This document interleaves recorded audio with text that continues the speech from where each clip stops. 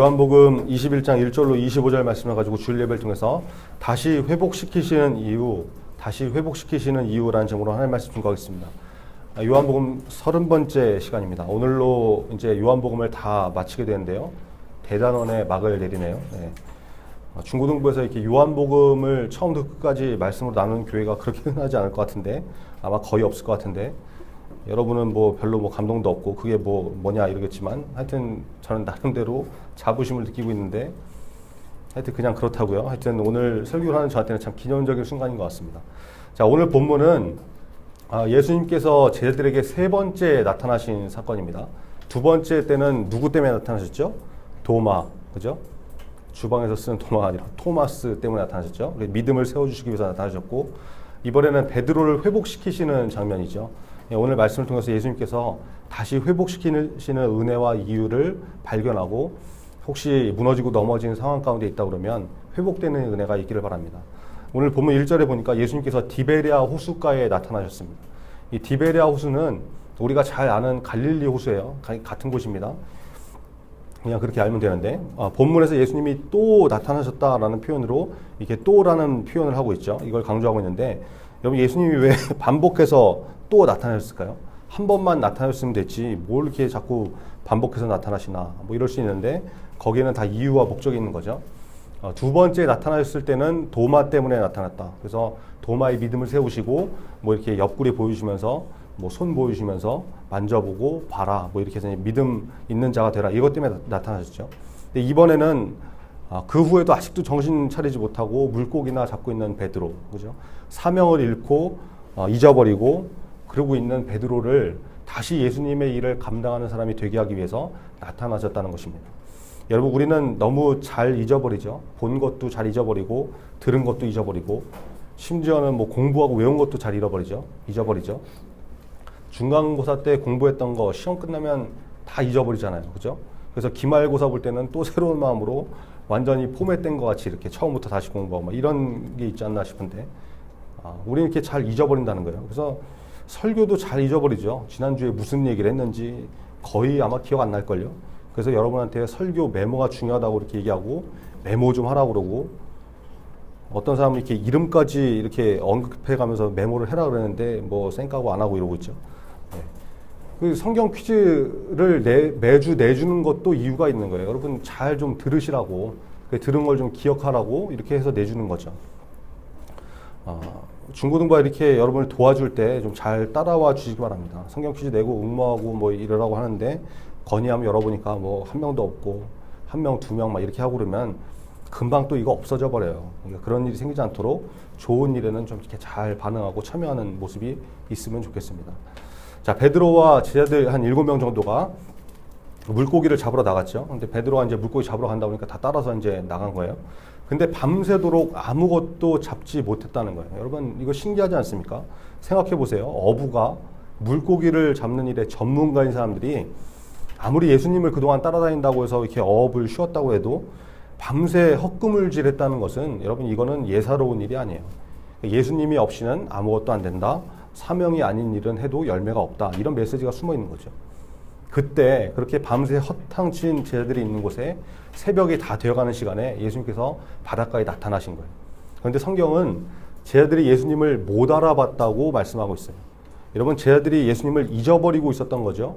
의식하지 않으면 인식하지 못하는 거예요. 예수님이 오실 것이다. 그러니까 내가 깨어 있어야지. 인식하지 않으면, 예수님이 언제 오실지 몰라 이렇게 생각하고 있지 않으면 인식하지 못하는 거예요. 나타나셔도 모르는 거예요. 여러분은 일주일을 살면서 얼마나 예수님을 의식하고 사십니까? 우리 중고등부는 진짜 자주 예수님을 의식하도록 이렇게 도와주죠.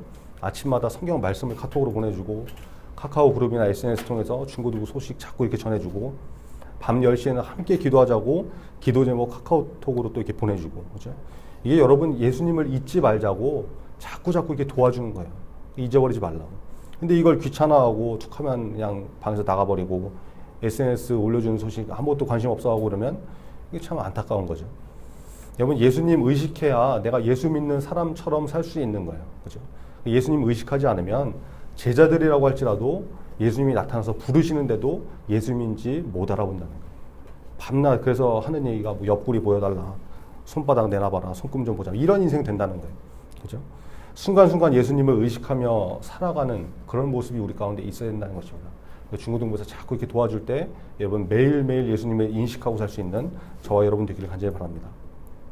자, 예수님이 질문을 하시죠. 5절에 보니까 얘들아 너에게 고기가 있니? 이렇게 물어보셨다는 거예요. 여러분 예수님이 지금 이걸 몰라서 물어보셨겠습니까? 예수님의 질문에는 의도와 목적이 있는 거예요. 밤새 물고기를 잡으려고 했지만 허탕쳤다는 것을 니들이 지금 알고 있냐?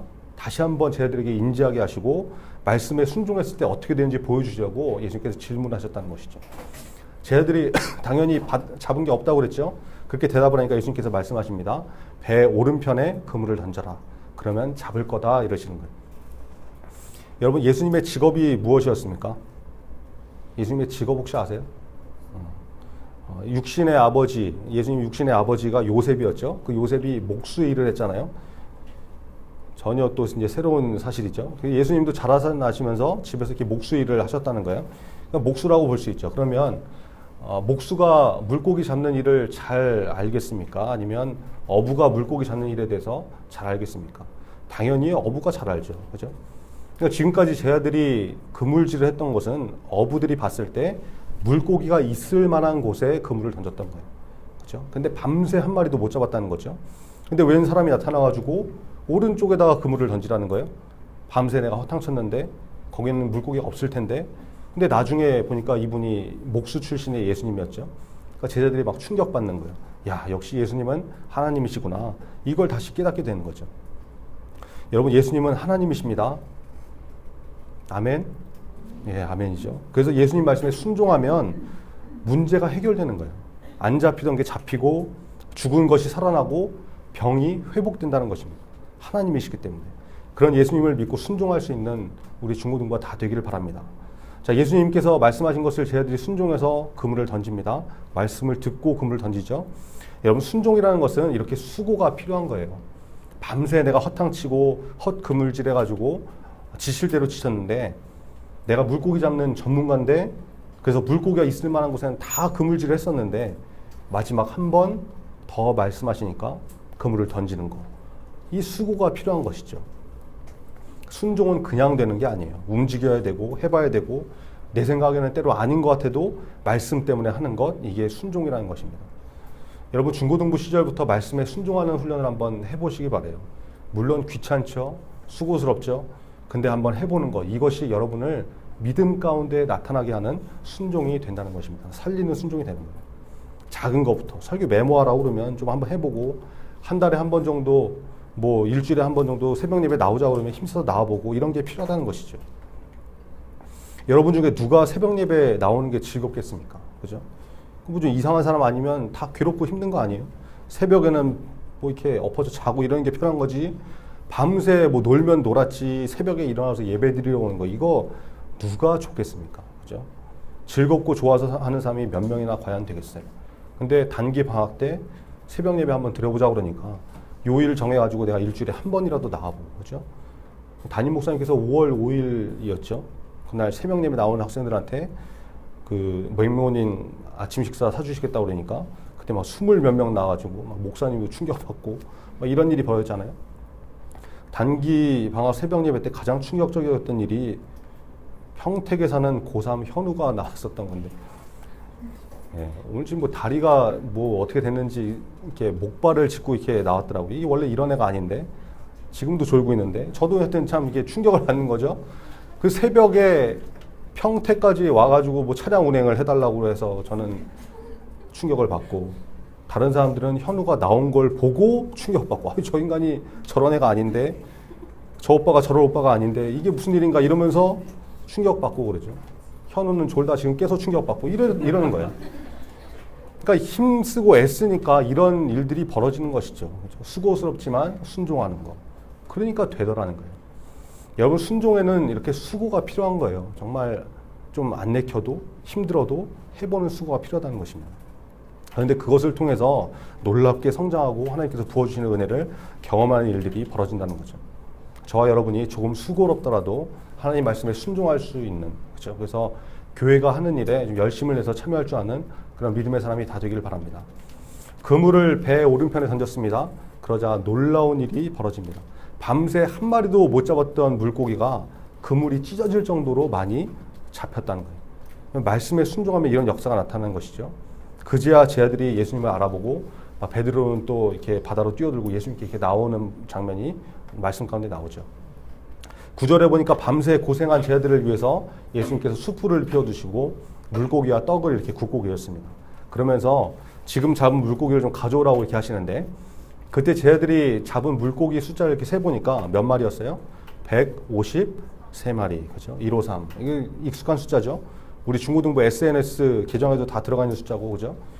이 숫자가 이 말씀에서 나온 거예요. 또 여러분 한 번쯤은 다 사용해 본 볼펜에 적혀 있는 숫자죠. 그죠? 예전에 1, 200원 하던 지금은 한 300원 정도 하나요? 모나미 153 볼펜. 이거 여러분 안 써본 사람이 있어요. 이거 대한민국 국민이라면 다 써봤죠? 전 세계에서 다 쓰고 있다고 그러는데 이 국민 볼펜 여기에 적혀 있는 숫자가 153이에요. 153. 이 말씀에 나오는 153이에요. 여러분 이 볼펜을 만든 분이 그 모나미의 송삼석 회장님이라는 분인데 이분이 장로님이시거든요. 1928년생인데 아직도 살아계시는데 몇 세십니까? 86세, 87세 막 이 정도 되셨는데 이분이 5대째 이렇게 예수 믿는 가정에서 자랐다고 하시더라고요. 이분이 우리나라에서 처음 만들었던 볼펜, 이게 이제 모나미 153 볼펜인데 이게 1963년 5월 1일 날 출시가 됐는데 50년도 넘었죠. 근데 이 볼펜이 지금까지 생산이 되고 팔리고 있다는 거, 이게 엄청난 일이죠. 그렇죠? 송삼석 회장님이 볼펜을 처음 만들고 이 볼펜에 이름을 짓는데 이름이 어떻게 정해졌냐면 이 모나미라는 이름은 어떤 직원이 이렇게 제안을 했대요. 프랑스어로 내 친구, 그 my friend, 이걸 이제 몬아미 뭐 이렇게 한다고 그래요. 이름 좋죠? 내 친구 이렇게 해서 모나미라고 이걸 따서 지었고 당시에 이 볼펜 뒤에는 보통 이렇게 필기 거리를 숫자로 이렇게 상징적으로 붙이는 게 유행이었는데, 그러니까 예를 들면 이런 거예요. 볼펜을 가지고 이렇게 쭉 선을 그어가지고 2000m를 그을 수 있다. 그 정도 분량이다 그러면 모나미 2000 이렇게 쓰는 거고, 뭐 3000m를 그을 수 있다 그러면 모나미 3000 이렇게 쓴다고 그래요. 그게 이제 유행처럼 이렇게 이름에 붙이는 이제 관례였는데, 이 장로님이 153이라는 숫자를 붙였다는 거예요. 이유가 뭐냐? 볼펜을 생산해 놓고 그날 저녁에 성경을 읽는데 마침 오늘 우리가 읽은 요한복음의 이 본문을 읽은 것이죠. 예수님의 말씀에 순종해서 그물을 내렸더니 잡힌 고기의 숫자 153마리, 153. 이게 마음에 와닿아서 그 모나미 뒤에다가 이렇게 숫자 153을 붙였다는 거예요. 여러분 이 볼펜이 지금까지 얼마나 팔린지 아십니까? 30억자로도 넘게 팔렸다고 그래요. 지금까지도 계속 팔리고 있고 이게 오늘의 모나미를 있게 만든 그런 대표 상품이 되었다는 것입니다. 여러분 상품 이름 하나를 지을 때도 이렇게 말씀에 근거해서 지으니까 이런 놀라운 은혜가 있는 것이죠. 그렇죠? 우리 중고등부도 우리 모든 삶 가운데 말씀에 근거하고 말씀에 의지한 그런 삶이 되기를 간절히 바랍니다. 자, 예수님께서 제자들과 아침 식사를 하신 다음에 베드로에게 물어보세요. 이것 때문에 이제 예수님이 오신 거죠. 요한의 아들 시몬아, 네가 여기 있는 사람들보다 나를 더 사랑하느냐? 네가 나를 사랑하니? 네가 나를 사랑하니? 이걸 3번을 물어보셨다는 거예요. 예수님이 뭐 숫자 3을 좋아하셔서 그런 게 아니라 이것도 의미가 있는 것이죠. 여러분 베드로가 예수님을 몇 번 모른다고 부인했습니까? 3번 부인했죠. 예수님을 모른다고 3번이나 부인했던 것을 베드로의 그 3번의 부인을 예수님께서 동일한 질문 3번으로 다 이렇게 엎어버리시는 거예요. 나를 사랑하느냐? 나를 사랑하니? 나를 사랑하니? 다 이렇게 물어서 그 모든 것들을 다 덮어버리시는 거예요. 회복시키시는 거죠. 여러분 예수님이 이 질문하시면서 베드로에게 하시는 말씀이 있어요. 오늘 본문 15절부터 17절까지 나오는데 한번 같이 한번 읽어볼까요? 자, 오늘 본문 15절부터 17절까지 같이 읽겠습니다. 시작. 그들이 조반 먹은 후에 예수께서 시몬 베드로에게 이르시되 요한의 아들 시몬아 내가 이 사람들보다 나를 더 사랑하느냐 하시니 이르되 주님 그러하나이다. 내가 주님을 사랑하는 줄 주님께서 아시나이다. 이르시되 내 어린 양을 먹이라 하시고 두 번째 이르시되 요한의 아들 시몬아 내가 나를 사랑하느냐 하시니 이르되 주님 그러하나이다. 내가 주님을 사랑하는 줄 주님께서 아시나이다. 이르시되 내 양을 치라 하시고 세 번째 이르시되 요한의 아들 시몬아 내가 나를 사랑하느냐 하시니 주님께서 세 번째 내가 나를 사랑하느냐 하심으로 베드로가 근심하여 이르되 주님 모든 것을 아시오매 내가 주님을 사랑하는 줄 주님께서 아시나이다. 예수께서 이르시되 내 양을 먹이라. 예수님이 말씀하시죠. 내 어린 양을 먹이라, 내 양을 치라, 내 양을 먹이라. 이렇게 말씀하시다는 거예요. 여러분, 이게 영혼을 돌보는 목양을 하는 사명을 맡기시는 건데, 예수님이 처음에 베드로를 제자로 부르실 때 뭐라고 하셨습니까? 무엇이 되게 하시겠다고 했어요? 내가 너희를 사람 낚는 어부가 되게 하시겠다고 하셨죠. 근데 예수님 모른다고 배신하고 사명도 잊어버리고 다 무너져가지고 바닷가에서 물고기나 잡고 있는 이 베드로를 예수님께서 다시 한번 회복시키시면서 양떼를 돌보는 목자가 되라고, 하나님의 양떼를 먹이는 영적인 목자가 되라고 사명을 기억하게 하고 말씀하고 계시다는 것입니다. 여러분, 예수님은 우리에게 사명을 주시는 분이세요. 혹시 넘어지고 무너졌다고 해도 다시 일으켜 세워주시면서 사명 감당하라고 말씀하시고 힘을 주시는 분이라는 것입니다. 여러분, 저도 전도사 하는 게 쉽지 않습니다. 저라고 뭐 주말에 쉬고 싶지 제대로 쉬지도 못하고 이러는 게 항상 좋겠습니까? 그럴 수 없죠. 여러분은 금요일 되면은 불금이라고 그러고 주말 쉴 거 생각하고 데이트하고 놀러 다닐 거 생각하고 막 힘이 나죠. 저는 금요일부터 개인적인 시간이 거의 없어요. 어디 편하게 가지도 못하고, 이건 진짜 일주일이 월, 화, 수, 목, 금, 금, 금이죠. 그죠? 이러고 있는데 여러분은 또 말이나 잘 듣습니까? 맨날 뭐 이렇게 말하면 말 함부로 하고 틱틱거리고, 뭐 같이 하자 그러면 싫다고 안 하고. 저도 진짜 상처받고 힘 빠지고 지칠 때가 있다고.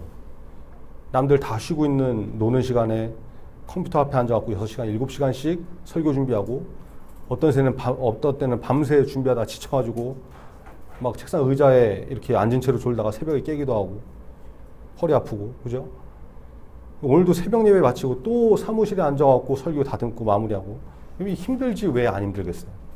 그죠? 근데 그때마다 이거 그만두고 때려치우고 집어치우고 이러면 이 세상에 사명 감당할 사람이 누가 있겠습니까? 그죠? 힘들지만 그래도 지금 나에게 하나님께서 맡기신 일이니까, 맡기신 데는 뭔가 이유가 있겠지, 일을 맡기셨으니까 감당할 힘도 주시겠지, 이러면서 때로는 버티고 자리 지키고 그러는 거죠. 예수님 때문에. 그렇죠? 여러분은 어떠십니까? 예수님이 어떤 일을 여러분에게 맡기셨습니까? 찬양팀을 맡기셨습니까? 미니 성가대를 맡기셨습니까? 예배 순서를 돕는 자로 맡기셨습니까? 여러분, 지금 그 일을 여러분에게 맡기신 분이 누구인지 잘 기억하세요. 전도사가 맡긴 게 아니죠. 시키는 게 아니죠. 사명은 예수님께서 주시는 거예요. 골로새서 3장 23절을 보니까 무슨 일을 하든지 마음을 다하여 주께 하듯 하고 사람에게 하듯 하지 말라. 이 말씀 기억하면서 우리에게 일을 맡기시면 예수님께 하듯이, 그죠? 충성할 수 있는 저와 여러분이 다 되었으면 좋겠습니다. 예수님이 베드로에게 일을 맡기시는데 뭐라고 질문하시면서 일을 맡기세요? 네가 나를 사랑하느냐? 사랑하니? 라고 물어보시면서 일을 맡기시더라는 거예요.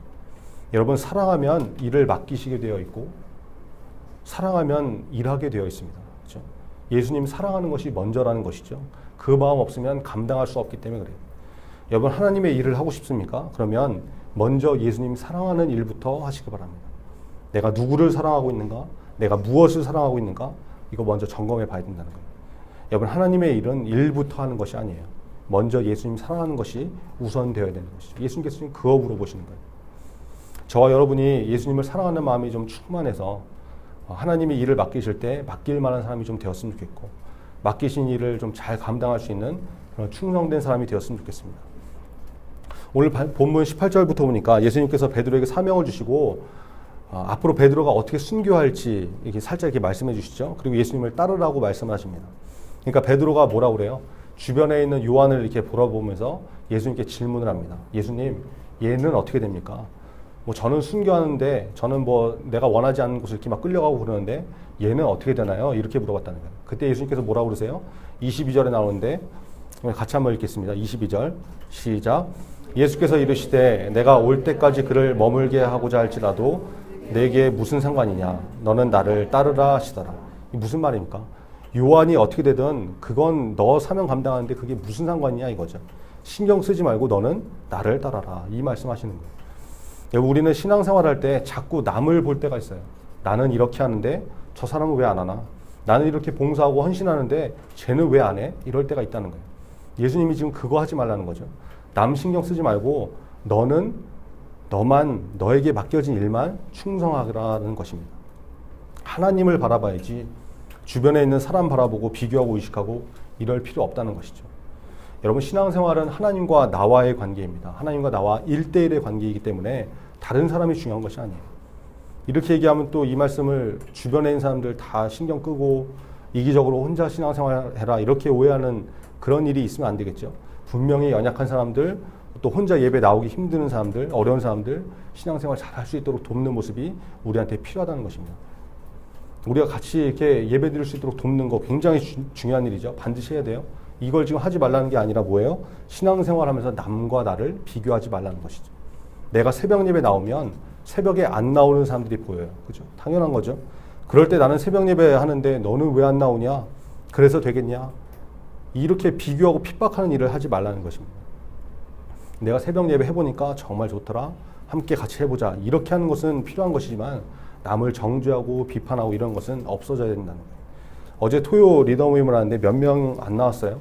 12명 중에 한 4명인가 나왔나 그런데 다 시험이라고 못 나오고 뭐 어떤 사람은 친구랑 점심 저녁 약속이 있다고 해서 안 나오고 어떤 친구는 캐리비안 베이를 갔다 오고 막 이러는데 그냥 뭐 일이 있어서 이렇게 못 나온다 그러면 이제 좀 덜 약이 오르죠. 설교 준비하다 이게 밤에 연락 받았는데 어디 간다, 친구랑 논다 막 이러니까 좀 짜증이 좀 제가 나더라고요. 이런 생각이 나는 거죠. 아니 누구는 약속이 없어서 뭐 그 시간에 나오는 거냐? 누구는 놀러 갈 줄 몰라서 토요일 날 이러고 있냐? 모여서 예배 준비하고 교육하고 이러기 위해서 다 포기하고 이렇게 모이는 거지? 이런 생각이 들더라고요. 그걸 또 제가 생각만 하고 있었으면 다행인데 카톡에다가 누가 캐리비안 베이 갔다 왔다 이런 얘기 들리니까 짜증이 나가지고 거기다 이제 말을 해버렸네. 제가 그 카톡을 보낸 다음에 엄청 후회를 했는데 그런 거 하지 말라는 거예요. 그런 거. 나는 하는데 넌 왜 안 하냐? 이렇게 하지 말라는 거죠. 그죠? 묵묵히 내게 맡기신 일만 하면 되는 것이죠. 그리고 같이 하자고 독려하고 캐리비안 베이 갔다 왔다 그러면 어디 피부병 생긴 건 없는지 이렇게 돌봐주고 다음 주에는 꼭 같이 나왔으면 좋겠다 이러고 이러라는 거예요. 이러는 거. 핍박해서 미안합니다. 제가 사과할게요. 네. 자, 여러분 신앙생활은 하나님과 나와의 관계라고 했어요. 이걸 잘 기억하시고 다른 사람 비교하고 신경 쓰지 말고 하나님과의 관계에 집중할 수 있는 그런 삶이 되었으면 좋겠습니다. 그래서 베드로가 했던 것처럼 나는 순교하는데 쟤는 어떻게 됩니까? 이런 쓸데없는 질문하지 말고 내가 하나님 앞에 바로 서 있을 수 있도록 애쓰고 노력하는 그런 중고등부 다 되기를 간절히 바랍니다. 기도하겠습니다. 오늘 말씀을 통해서 베드로를 다시 회복시키시는 예수님을 발견합니다. 실패하고 실수하고 넘어진 베드로를 예수님이 회복시키셨던 이유는 베드로에게 다시 예수님의 일을 맡기시기 위함이었습니다. 다시 사명을 감당하게 하시기 위함이었습니다. 그때 예수님은 다른 거 묻지 않으시고 네가 나를 사랑하느냐? 네가 나를 사랑하느냐? 이것을 물으십니다. 예수님 사랑하는 것이 가장 우선이 되어야 되고 그래야 예수님께서 맡기신 일을 할 수 있는 힘이 있기 때문에 예수님께서 물어보신 것입니다. 예수님이 우리에게 찾아오셔서 넘어진 우리를, 지친 우리를 다시 일으켜 세워주십니다. 하나님의 일을 맡기시기 위해서. 그죠? 그때 가장 중요한 것은 예수님 사랑하는 마음이 있는가라는 것을 점검해 봐야 되는 것입니다. 우리에게 그런 마음이 있는지 우리 마음을 좀 잘 점검하시고 그냥 일만 하는 사람이 되는 것이 아니라 예수님 사랑하는 마음 때문에 일하는 저와 여러분이 되도록 여러분 기도하셨으면 좋겠습니다. 그리고 신앙생활은 하나님과 나와의 1대1 관계라고 했죠. 다른 사람이 어떻게 하건 그것이 중요한 것이 아니라 내가 하나님과 어떤 관계에 있느냐 이것이 중요한 것입니다. 먼저 하나님과의 관계를 잘 세우시고 또 주변에 연약한 친구들이 있다 그러면 하나님 앞에 나올 수 있도록 도울 수 있는 그런 사람이 되게 해달라고 오늘 말씀을 기억하면서 우리 같이 기도하겠습니다. 아버지 하나님 감사합니다.